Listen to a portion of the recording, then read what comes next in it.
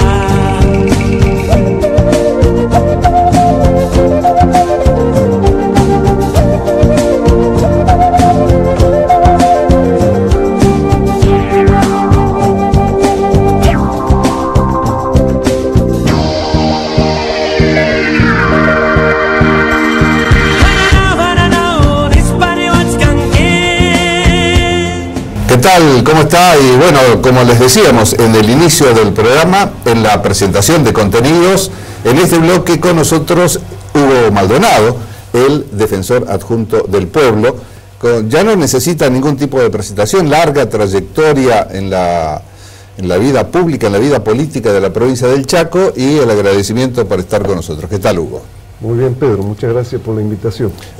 Bueno, son muchos los temas que se pueden hablar, pero hay algunos que están ahí presentes, ¿no? Y seguramente en la preocupación de la Defensoría. El tema de la tarjeta Argenta es una, que, bueno, la información que llegó en su momento se dijo en las últimas horas, desapareció la tarjeta, desaparecen los créditos. Ese es uno de los temas. ¿Qué nos podés decir de eso? Bueno, a propósito de esta versión de que la tarjeta desaparece, yo he hecho algunas averiguaciones y del ANSES dicen que la tarjeta se mantiene. Es una tarjeta de crédito, de débito, y además sirve para vincularse con los servicios. ¿De cuándo esa información? ¿De las últimas horas, Hugo? Sí, de porque las últimas horas. Se había dicho que lo que desaparecía era el plástico como tarjeta de uso, no así los beneficios que a través de Argenta tienen los jubilados. Sí, ¿no? lo que me dijeron desde ANSES es que se están reviendo algunas formas del funcionamiento, pero que no se va a levantar ni el plástico ni los servicios que se dan a través de Argenta. Hay mucha información cruzada que hay que chequearla de forma permanente, sobre todo teniendo en cuenta que son viejitos, ¿no? Ese es el tema, esa es la preocupación, y creo que tanto los organismos públicos, los medios de comunicación, los funcionarios públicos, tenemos que poner especial atención y tenemos que poner mucho entusiasmo en los trámites que hagamos, porque estamos hablando de un sector vulnerable. Y en la información que se da, Hugo, ¿no? Sin lugar a dudas, porque tenemos que dar una información certera, confiable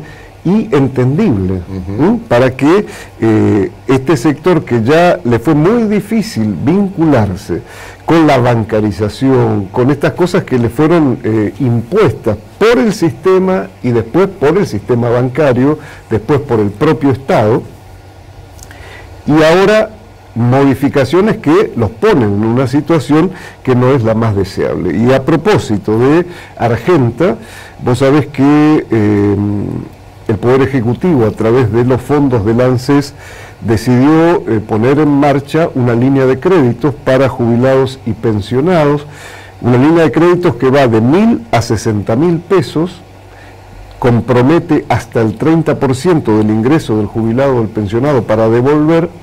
Es un trámite rápido de hasta 5 días. Esto quiere decir que el trámite puede durar 24 o 48 horas y les es otorgado. A propósito de esto, hemos recibido muchas quejas y denuncias de que el Banco del Chaco ha decidido pagar por una circular interna, por un dispositivo interno, por partes. ¿Eso está confirmado? Eso está confirmado. ¿O son denuncias? No, está confirmado que es así. De todos modos, nosotros, para formalizar, hemos pedido al doctor Corregido que solicite informe tanto al ANSES como al Banco del Chaco para ver si necesitamos ir con alguna medida que resuelva esta cuestión, porque supongamos que se le otorga un crédito al señor Carlos Monzón de 60.000 pesos. Por la disposición interna del Banco del Chaco se le paga en partes hasta 6.000 pesos, o sea que esta persona tiene que venir 10 veces a el banco porque tiene su cuenta de seguridad en el Banco del Chaco. ¿En qué lapso de tiempo? no está, son cada 10 días, pero el tema, Pedro, es que tienen que volver 10 veces los problemas que tenemos con las esperas, eso acá en la ciudad de Resistencia. Traslademos esto a cualquier punto geográfico de la provincia. Digo, denuncias concretas, Villa Ángela.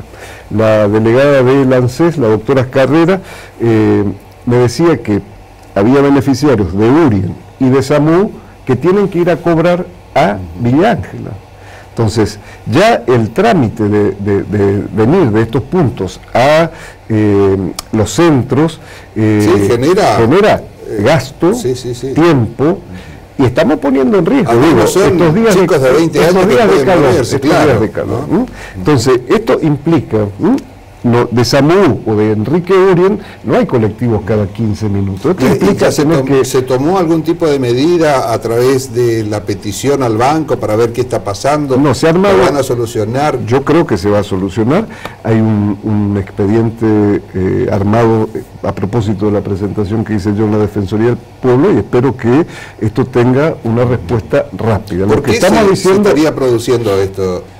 ¿Cuál sería el fundamento? Que hay una disposición interna del Banco del Chaco, que no tiene topes, tiene montos, pero lo que nosotros decimos es que la ANSES, de acuerdo a la información informal que tenemos, transfiere el 100% de lo que te otorgan. Entonces, si es transferido al 100%, ¿por qué una disposición interna? ¿Por qué informal la notificación, Hugo? Porque estamos esperando que la Defensoría haga el pedido y que el ANSES firme, lo que al pedido que yo hice de manera informal me la ANSES, vamos a reiterar, por favor, la ANSES dice informalmente que transfiere el total. El total. Una vez que es otorgado el crédito, transfiere el total. Pero todavía no tienen ustedes una notificación. Todavía no tenemos notificación, lo que estamos comunicando es decir que nos hemos ocupado, que me he ocupado y que le he solicitado al doctor Corregido cuanto antes inicie las gestiones necesarias para que esta cuestión se resuelva. Claro, porque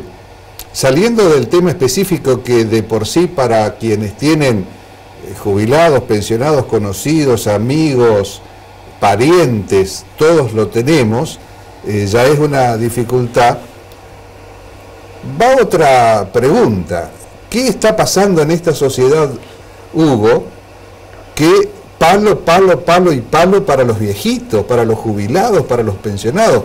Porque vos recién decías, tienen que adecuarse a momentos difíciles, llevando al lenguaje más directo van a tener una reducción por la variación en la fórmula de cálculo de los aumentos, ya también con el otro palazo que es el haber sacado del Vademécum muchos remedios que eran o un 100% o un 50% pago. Ahora se agrega esto otro con Argenta. Sí, esto ¿No es mucho lo que se está haciendo con un sector tan vulnerable? Yo creo que hay un modelo, hay una cultura, que nosotros vemos lo que pasa aquí.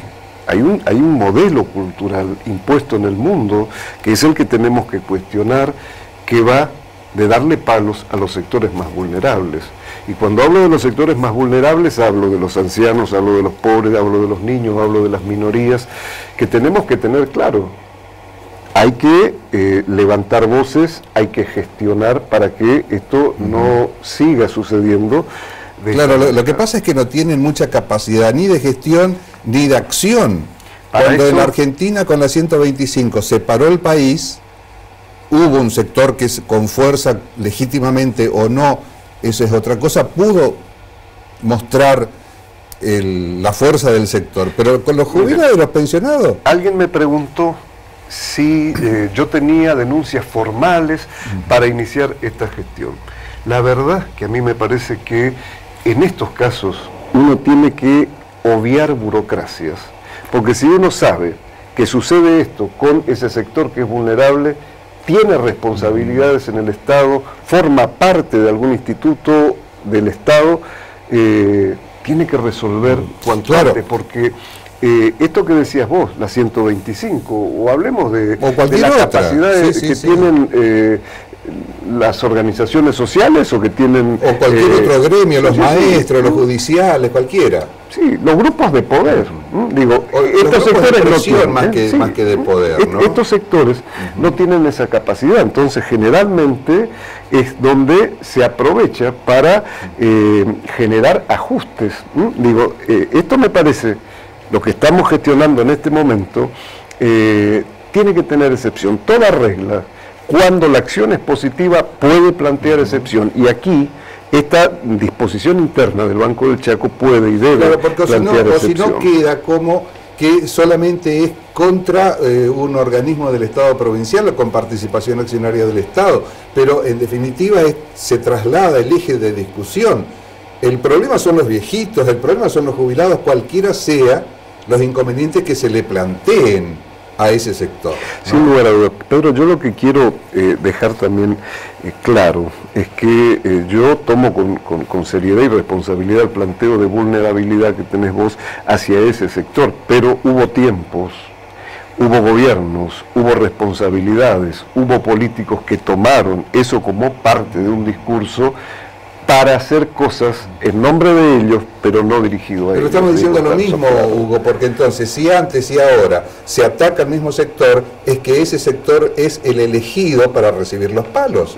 Coincido con vos. Si antes se hizo muy mal, Pedro, hoy una reducción, y acá obviamente uno toma partido al respecto del cálculo de los ingresos mensuales de quienes están cobrando 6.000 y pico de pesos, es como para lamentarse que como sociedad se tenga que hacer eso. Sí, yo creo que no solamente para lamentar, es para reaccionar. Y me parece que aquí es donde debe jugar la política y la responsabilidad.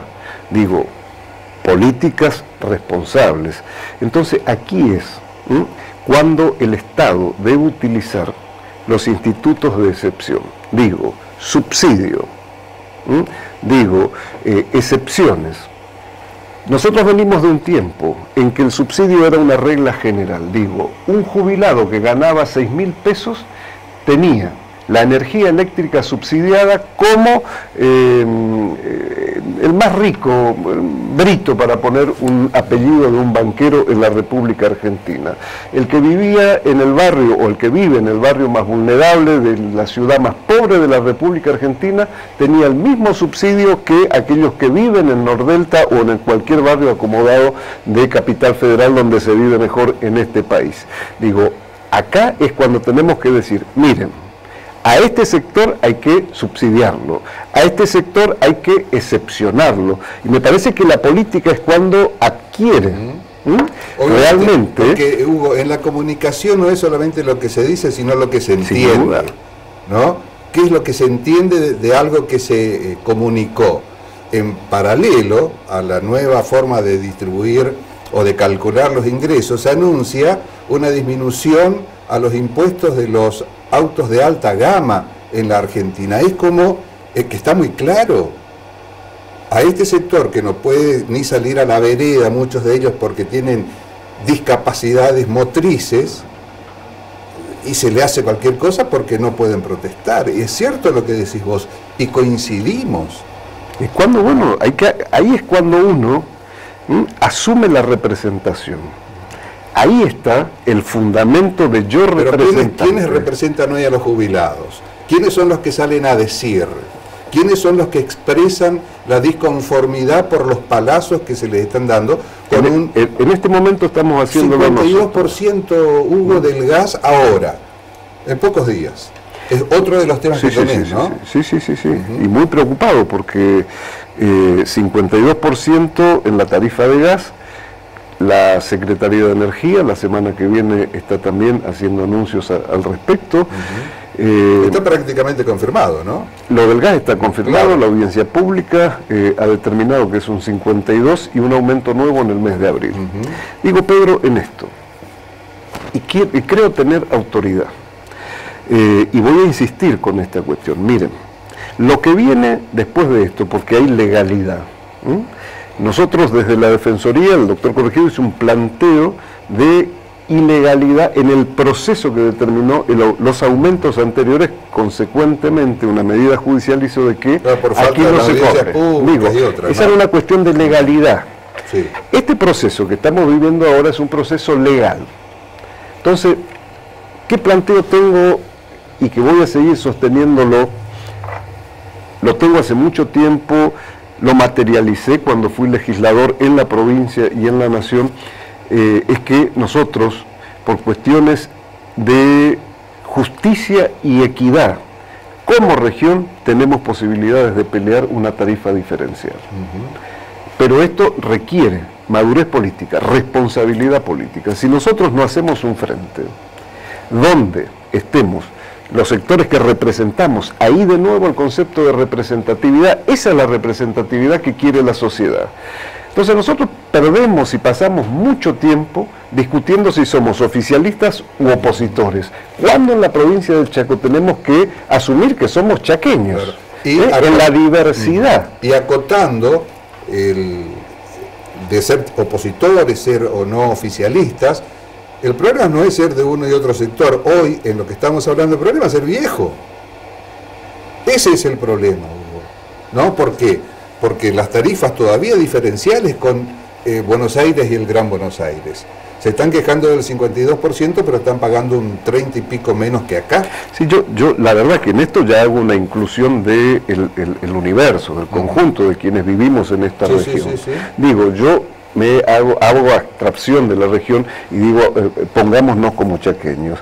La discusión, reitero, permanente es que el que es oficialista se olvida de las demandas que tiene para con la provincia del Chaco.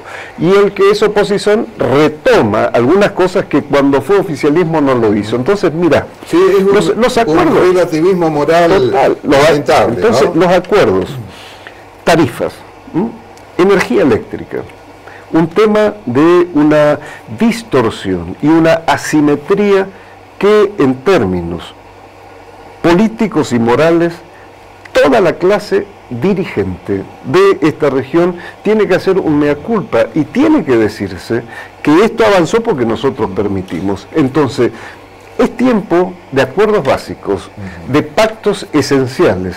Digo, ahora va a venir este proceso en que se va a imponer de nuevo un tarifazo y vamos a estar de protestar. Pero la protesta es espasmódica y la protesta espasmódica no sirve. Aquí tenemos que ir hacia un acuerdo que creo lo tiene que encabezar el gobernador de la provincia como la máxima representatividad que tiene un Estado y una sociedad organizada. Pero tenemos que estar todos en un planteo al Poder Ejecutivo Nacional de reivindicación histórica, así como la gobernadora de la provincia de Buenos Aires fue por una reivindicación a la justicia de la provincia de Buenos Aires y le ganó.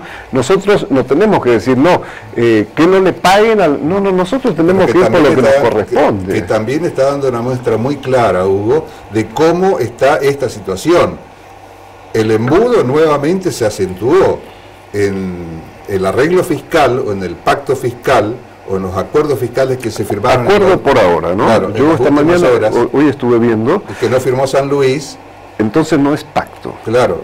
El pacto requiere de la unanimidad. Exacto. Pero no se dio eso. Entonces, si no es pacto, ¿qué es? Es un acuerdo. Entonces no es pacto. Pero está claramente quiénes son los más beneficiados de un total de 23 estados provinciales. Yo creo que esto...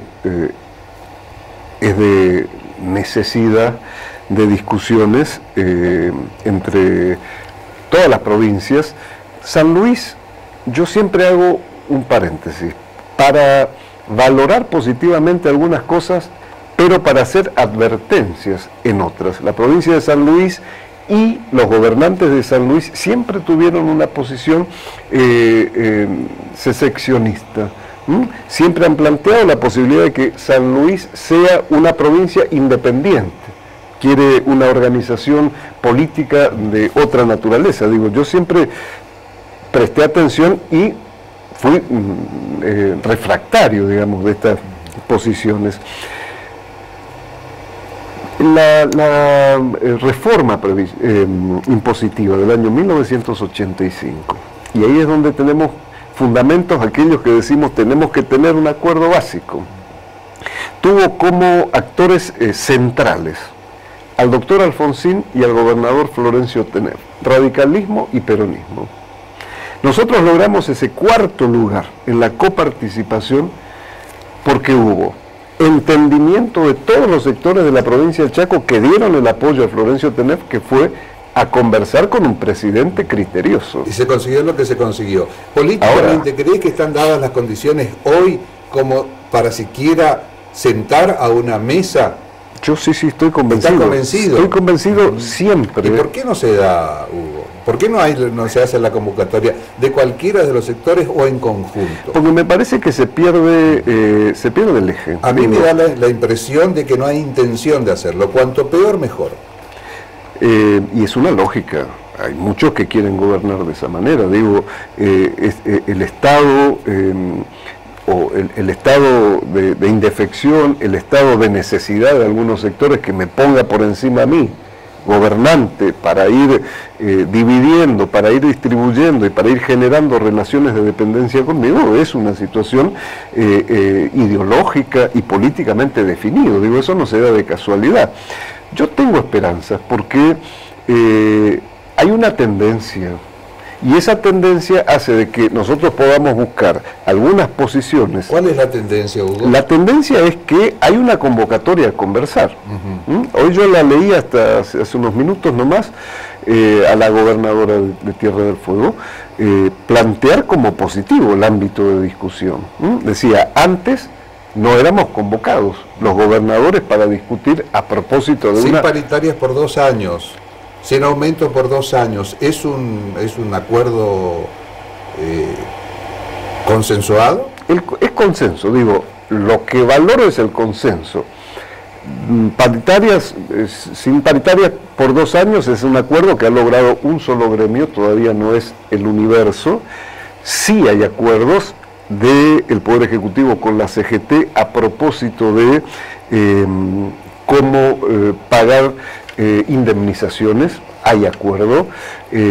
La convocatoria de hoy a los gobernadores expresa un acuerdo.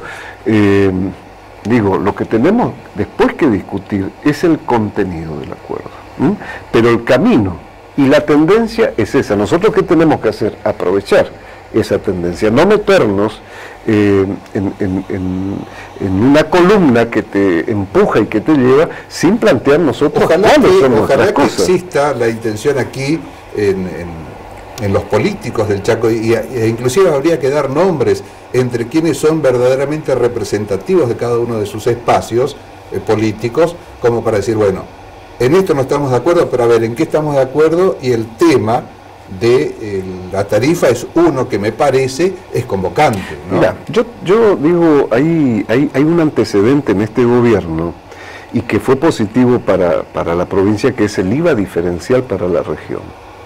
El Senado de la Nación tomó la iniciativa del senador Rosas y planteó el IVA diferencial. Creo, Pedro, que como este tenemos muchísimos temas. El otro tema como para poder hablar es el de la dependencia energética, ¿no? Los electrodependientes. Ese, fíjate vos que... Ahí es el final de nuestra charla. Ahí, Pedro, es cuando yo tomo este principio, digamos, de que en la excepción el Estado tiene que estar para poner. Hay una ley que es la 27.351, aprobada hace un año, que establece que los electrodependientes, para ser más claro, aquellas personas que por padecer alguna patología o por tener determinada edad necesitan tener energía corriente, permanente, el Estado tiene que dársela de esa manera, gratuita, frente a los problemas técnicos, frente a los problemas de infraestructura. Cuando hay cortes de luz tiene que garantizarle otra cosa, que es el suministro a través de un grupo, ¿no?, electrógeno o algún otro equipo apropiado, y la gratuidad. ¿Y eso hay una ley en el Chaco? ¿Se está cumpliendo? No se está cumpliendo, por eso es que también tomamos este tema. Hace un año yo hice un planteo dentro de la Defensoría a propósito de que la provincia del Chaco, dice la ley esta que queda abierta, es una ley nacional que queda abierta a la adhesión de la Ciudad Autónoma de Buenos Aires y de todas las provincias de la República. ¿Por qué no se está cumpliendo acá en el Chaco? No se está cumpliendo primero porque no hay una adhesión. En la Cámara de Diputados hay 2 proyectos de ley vinculados al tema. Uno, que es del diputado Gutiérrez, que plantea la gratuidad de parte de la empresa SECHEP, que creo ha perdido contexto, digamos, y otro del diputado Peche, que habla de la adhesión a la Ley Nacional de Electrodependientes. Me parece que la Cámara de Diputados tiene que resolver cuanto antes esto para que la empresa SECHEP pueda dar cumplimiento a la Ley Nacional y a los beneficios de los electrodependientes. Yo estuve reunido con... Esto se está hablando de vida o muerte en muchos casos. Por supuesto, estamos hablando de un sector altamente vulnerable. Digo, a mí vino a verme la mamá de un chiquito que tiene una patología de microcefalia y una traqueotomía, que necesita tener un ambiente refrigerado, que necesita tener permanentemente ventilación, y otra aparatología que requiere de energía. Y que si no se puede implementar la ley, está en el horno, dirían, ¿no? Pero por supuesto. ¿Qué dicen los diputados de esto? Es lo que yo le he pedido al doctor Corregido, que se remita a la Cámara de Diputados un pedido de pronto tratamiento y que, bueno, estas cosas que son, digamos, deudas de la agenda de los sectores vulnerables, haya sensibilidad y tengan criterio de resolver cuanto antes. Hugo, muchísimas gracias por tu tiempo, casi 30 minutos de charla. Abordamos 3 o 4 temas, pero nos parece importante como para seguir en el debate, que se abra la discusión sobre estos aspectos y ojalá se cumpla el deseo de esa convocatoria para que quienes tengan poder de decisión y quieran hacerlo se junten en defensa de los intereses del Chaco, más allá de cualquier otro tipo, y que no quede solamente como frase linda, ¿no?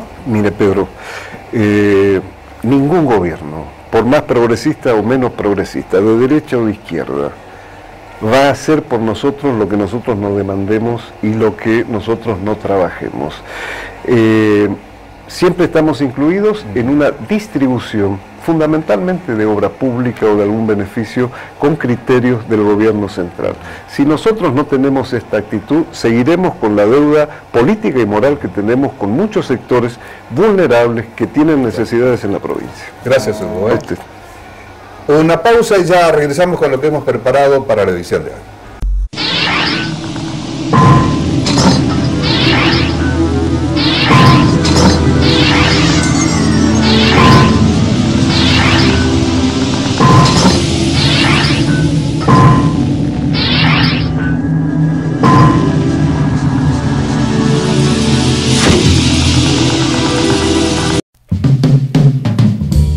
Conozca nuestra historia reciente en Contando Historias.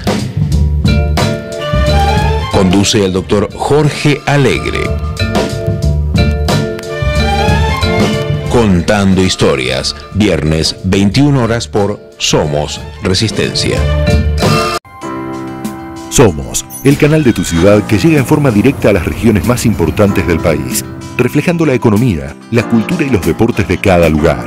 Somos es la red de canales locales de Cablevisión, un medio ideal para que pequeños anunciantes lleguen a sus potenciales clientes en forma simple y económica.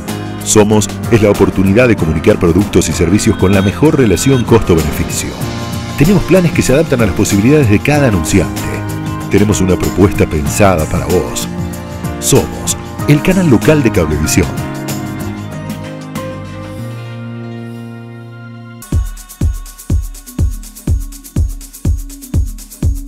«100% Arquitectura», un programa dedicado al mundo de la arquitectura, el arte, el diseño y la construcción.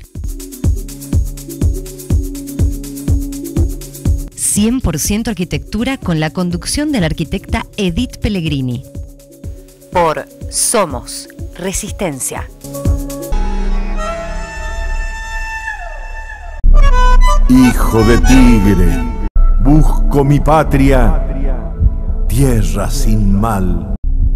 Mi documento de identidad lo llevo adentro.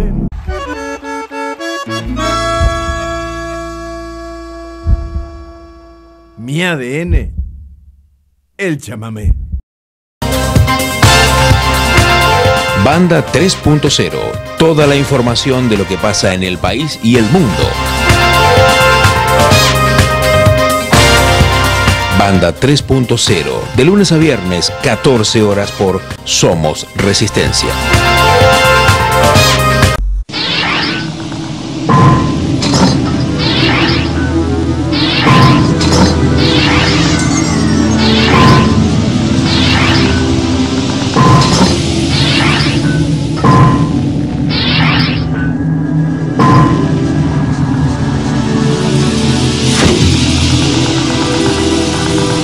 Nuevo bloque de Sin Retórica, aquí en Somos Resistencia de Cablevisión, y como les anunciábamos, en la presencia del doctor Eduardo Fabier Dubois, que no es de aquí de la provincia, está de visita con una serie de actividades muy interesantes. Antes que nada, el agradecimiento por estar con nosotros. No, un gusto estar en este programa tan interesante, tan importante. Abogado, ¿no? Soy abogado. Doctor en leyes. En leyes, fui juez, tengo una carrera judicial. De hecho, y como abogado, de hecho ejerzo la abogacía. Pero vengo por un tema vinculado a la abogacía, pero que no es exactamente el mismo, que son empresas familiares. Claro, que nosotros la semana anterior tuvimos un anticipo del tema con la doctora Lilian Vargas, quien anticipaba su presencia. Muy bien, Lilian. Y le agradecemos la mediación que tuvo para que ustedes estén con Lilian nosotros. Es una gran trabajadora del instituto. Nosotros hemos formado un Instituto Argentino de Empresas Familiares. Ajá. Que lo que busca es lo siguiente. Que usted preside. Que yo presido. Ajá. Primero, dar visibilidad a la empresa familiar. Porque las empresas familiares son aproximadamente el 70% del total de empresas, y sin embargo son invisibles. Nadie dice, si yo le pregunto a usted, ¿cuántas empresas familiares hay en Chaco? No tengo idea. En Argentina nadie lo sabe. ¿Y qué opina? En Europa sí. Claro, en Europa sí. Estadísticas. Porque ellos que han dicho, las empresas familiares las queremos, son más fuertes que otras. Las empresas familiares tienen proyectos a largo plazo. ¿Y cómo le cayó la expresión del presidente que antes de ayer dijo, pero ¿por qué se considera buenas a las empresas chicas y malas a las empresas grandes? Habrá sido como un sacudón, ¿no? ¿O no? Bueno, en parte, porque hay empresas familiares también grandes.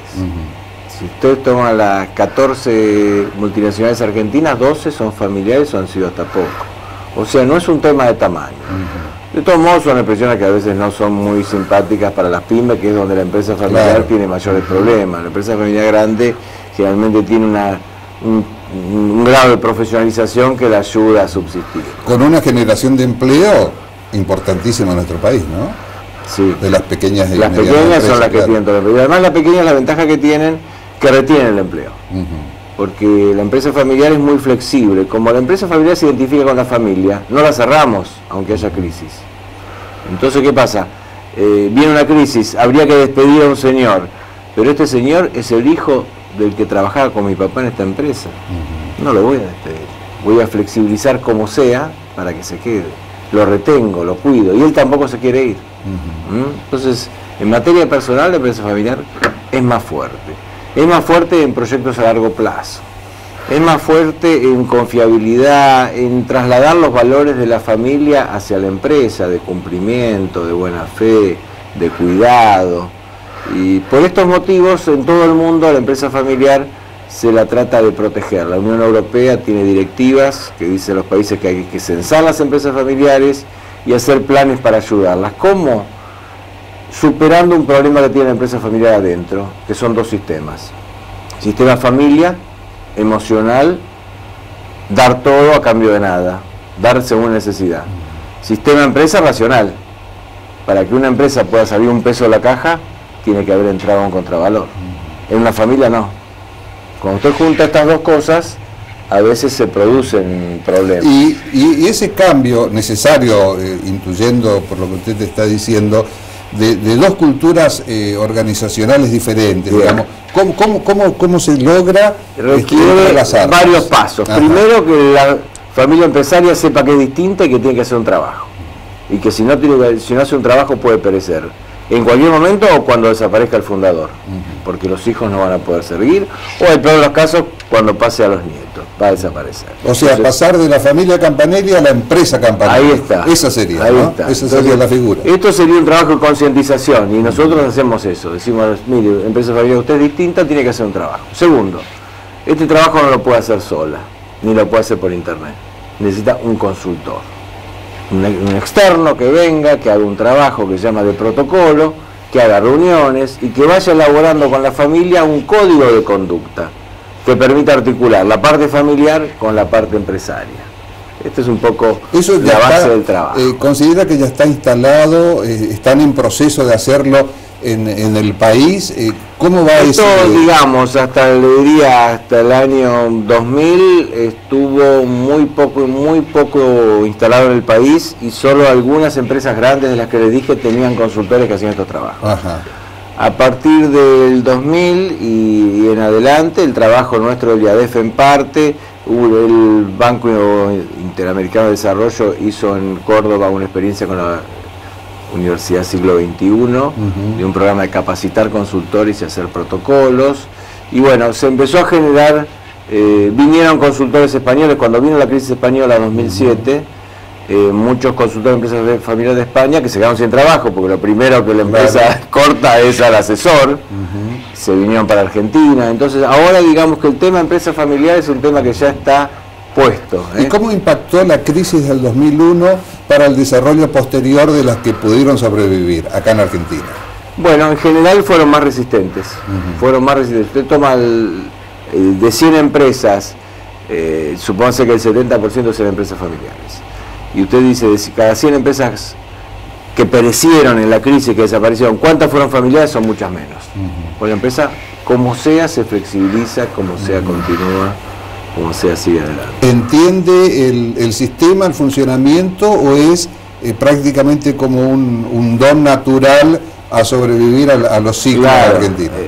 Tiene un don natural a sobrevivir, pero debe adecuarse, si no perece, a lo mejor no por la crisis externa, pero sí por la crisis interna. Por el primer problema, el padre manda al hijo a estudiar y cuando vuelve el hijo a la empresa le dice, papá, todo lo que haces no sirve para nada. Y el padre le dice, estudiaste porque lo que yo hago sirve para algo, ¿no? Primera crisis.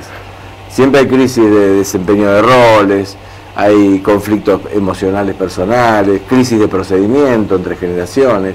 No nos olvidemos que estamos conviviendo 4 generaciones.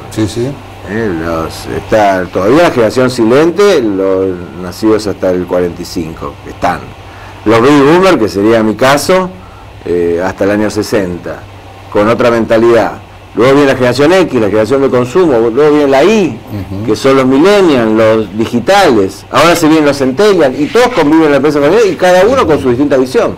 Ahora, creo, usted me corregirá o no, que uno de los denominadores en el pensamiento organizacional de esas empresas es que nos hicimos solos sin dependencia del Estado. Es como que hay como un efecto reactivo hacia la actividad del Estado. ¿Debería darse algún tipo de interrelación y de ser así, de qué manera? Sería muy bueno que hubiera interrelación, sería muy bueno que hubiera políticas públicas de apoyo a las empresas familiares. ¿No las hay? En Argentina todavía no. Nuestro instituto está presentando a la Secretaría de Producción del Gobierno Nacional y estamos presentando a las distintas provincias, lo vamos a presentar acá en Chaco, en esta unidad que tiene el Ministerio de Hacienda, que estuvimos esta mañana, que se llama Enlace. Vamos a presentar un proyecto para que se cree una secretaría de empresas familiares, para que básicamente haga un relevamiento de las que hay, de ver sus necesidades y ver cómo ayudarlas en su proceso de concientización y hacer su protocolo. Y a esto se suma una parte legal, porque Argentina, a diferencia de otros países, tenemos una impronta de transgresión, que nos viene quizá de la colonia. Entonces hacemos el protocolo, lo firmamos, es un pacto moral, pero siempre hay algún motivo para no cumplirlo. Aquí por lo menos en el Chaco, a través de la Universidad Tecnológica Nacional, hay una incubadora de empresas relacionadas al ramo, obviamente, que tal vez sería lo más cercano a una capacitación necesaria que debe darse, ¿no? Bueno, ese es otro tema. Nos interesaría crear en las universidades públicas, sobre todo, cátedras de empresas familiares, para que concienticen a los estudiantes y a los profesionales, a los graduados, de que la empresa familiar es una realidad distinta, que es valiosa, pero que hay que apoyarla, apuntalarla. Este sería un poco una de nuestras políticas. Sin que exista para nada esa taxativa separación que muchos hacen, decía, entre Estado y emprendimiento, ¿no? Hay que tratar de ir las articulaciones. Juntos. Claro, hay que tratar de ir juntos. Y otra tercera cosa es legal, precisamos algunos cambios legislativos. El Código Civil y Comercial ayuda en algunos temas, pero necesitamos, por ejemplo, en materia laboral.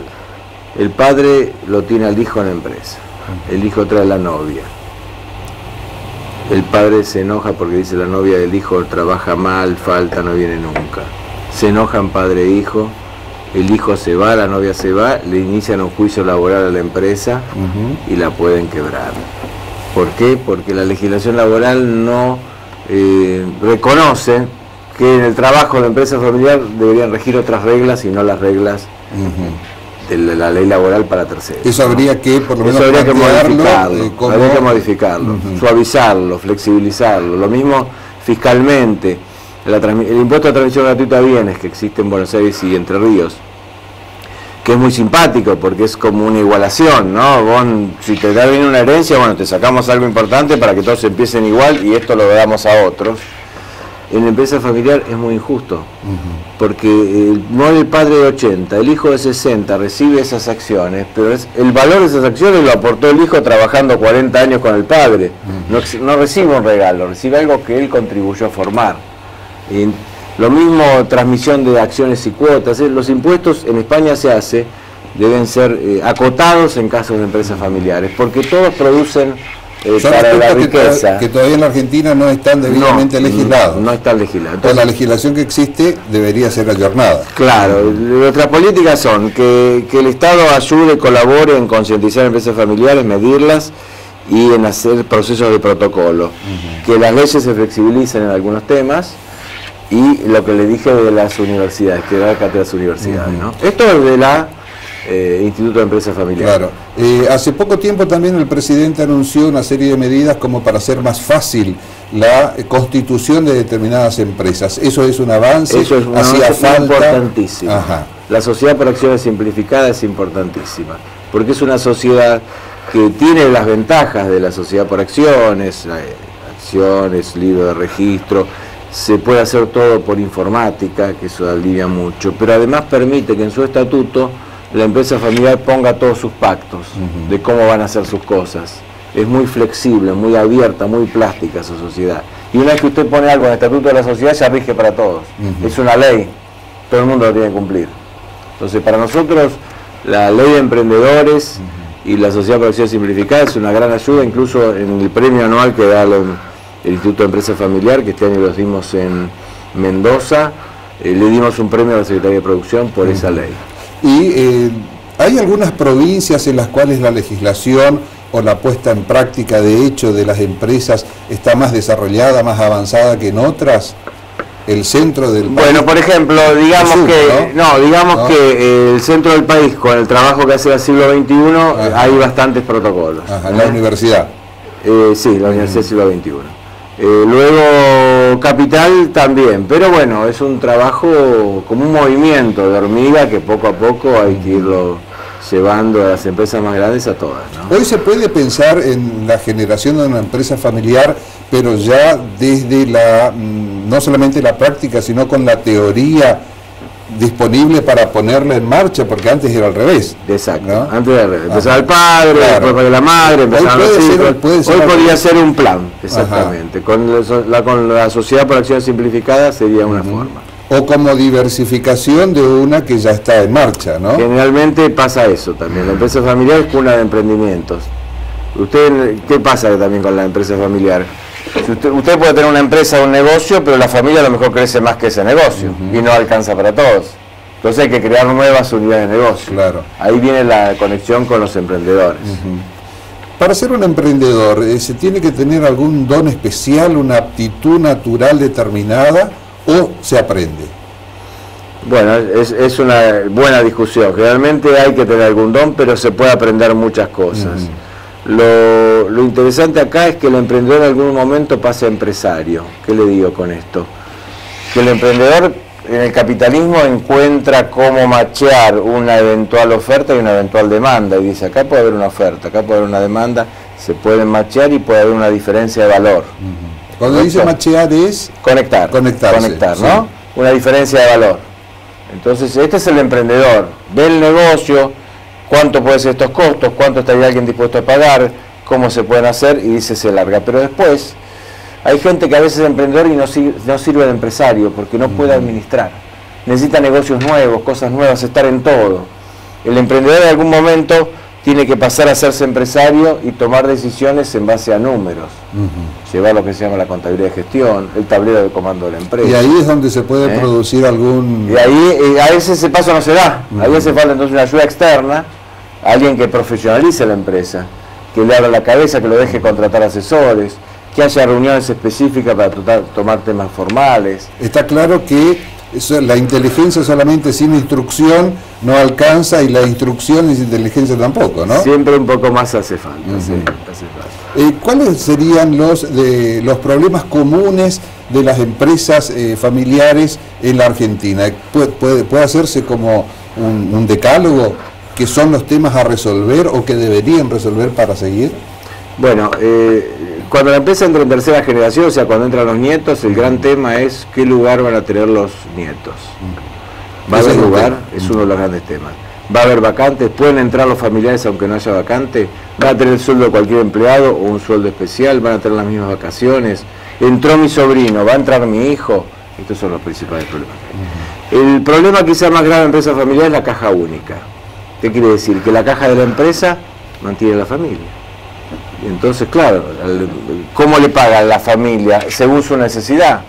Y hay hijos que tienen mucha necesidad porque tienen mucha familia y otros son solteros, y se ve que de esa caja sale para todos, y otros piden préstamos y sacan y nunca devuelven o devuelven nominal. Entonces, no separar los bienes de la empresa de los bienes de la familia es un tema, le diría, de los más complicados. Que son los puntos a tener en cuenta como para consultar a quienes saben de esto y resolverlo, ¿no? Claro, y después, por ejemplo, fíjese, por ahí hay una empresa que trabaja, uno de los hijos trabaja con el padre y el otro tiene otro oficio.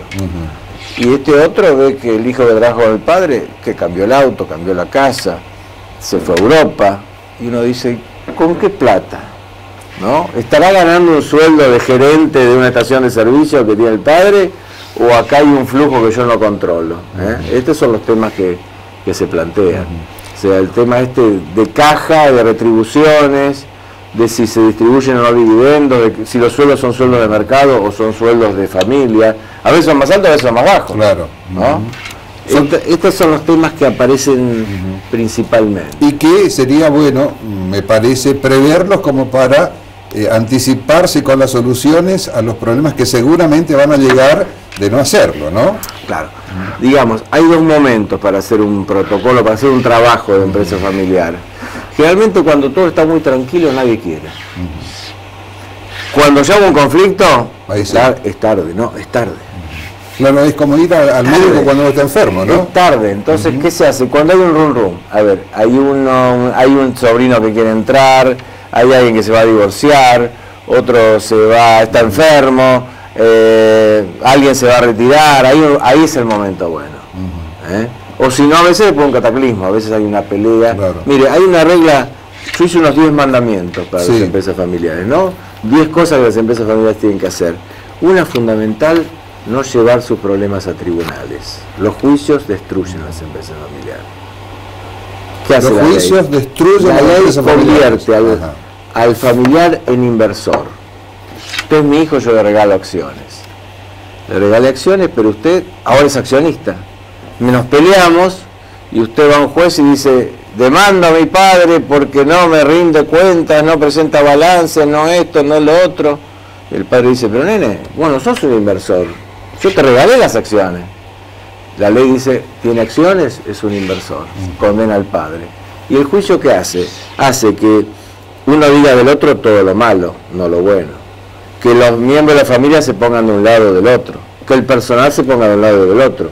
Proveedores, clientes ven que hay un problema, se van a ir abriendo y van a decir hasta cuándo va a llegar esto sin que haya una quiebra. El juicio destruye absolutamente. Y el juicio además no termina nunca, porque los juicios de sociedades son fluyentes. Entonces, ¿qué es lo que aconsejamos nosotros? Gran prevención, poner cláusulas de mediación, de negociación, contratar negociadores profesionales y de último un arbitraje privado y confidencial. Como para que si hay que resolverlo, que sea el arbitraje. ¿Por qué? ¿Cuál es la ventaja del arbitraje? Además que es más barato. Si usted tiene un juicio, su expediente está un poco a la vista de todos y también es un tema reputacional. Después estas empresas muchas veces tienen extracontables, tienen una parte negra, porque es así, porque viene así, y esta parte negra si van a juicio, bueno, puede tener un problema de la FIP muy difícil. Si es un arbitraje, esto queda confidencial y se puede manejar. Y todos estos temas, doctor, usted los viene a tratar en charlas, en seminarios acá en Resistencia, ¿no? Claro, vamos a hacer una charla hoy en Resistencia y una mañana en Roque Saspeña. El tema de la charla son los 10 mandamientos para las empresas familiares, como si fuera una religión, pero decir, bueno, para que tu empresa familiar ande bien, damos 10 consejos, 10 cosas que hay que hacer, ¿no? Y nosotros agradecidísimos de la presencia, porque con un tema que, como comentábamos, por ahí no tiene tapa en diarios, pero tan importante y tan trascendente para muchísima gente, así que el agradecimiento nos vemos por el tiempo. Gracias por la invitación, le voy a obsequiar un ejemplar de este libro. Muchísimas gracias. Para que lo tenga por lo menos en su archivo periodístico. Gracias. Eduardo Fabier Dubois con nosotros aquí en Sin Retórica. Una pausa y ya estamos con el final del programa.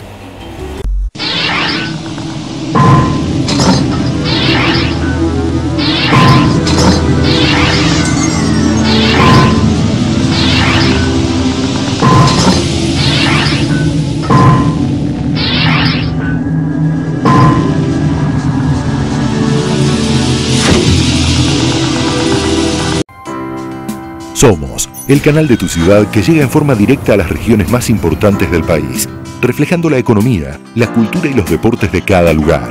Somos es la red de canales locales de Cablevisión, un medio ideal para que pequeños anunciantes lleguen a sus potenciales clientes en forma simple y económica. Somos es la oportunidad de comunicar productos y servicios con la mejor relación costo-beneficio. Tenemos planes que se adaptan a las posibilidades de cada anunciante. Tenemos una propuesta pensada para vos. Somos el canal local de Cablevisión.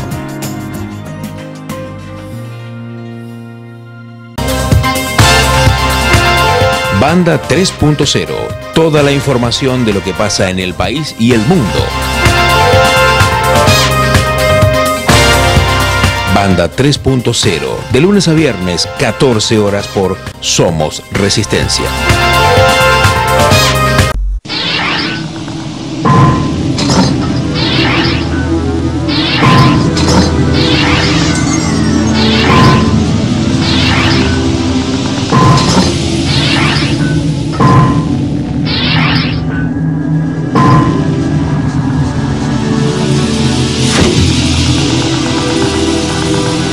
No nos queda tiempo para nada, se nos fue volando el que teníamos con nuestros invitados de hoy, que esperemos hayan dejado, como siempre lo deseamos, algún dato para el análisis y la reflexión.